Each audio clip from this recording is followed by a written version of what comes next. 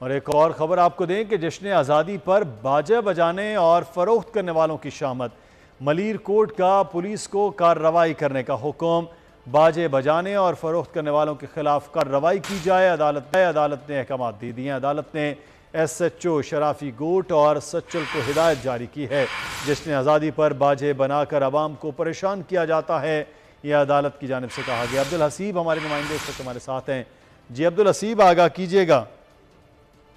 جی بالکل، یہ judicial magistrate Malir ہیں جنہوں نے سی آر پی سی 190 کے اختیارات کا استعمال کرتے ہوئے پولیس کو باجوں کی فروخت اور استعمال کے خلاف کارروائی کا حکم دیا ہے۔ عدالت نے ایس ایچ او شرافی کوٹ اور ایس ایچ او سچل کو ہدایت جاری کی ہے کہ نہ صرف باجے بجانے والوں کو بلکہ اس کی خرید و فروخت اور سپلائی کرنے والے تمام افراد کے خلاف جو ہے وہ کارروائی کی جائے اور کارروائی کے بعد عدالت کو آگاہ کیا جائے۔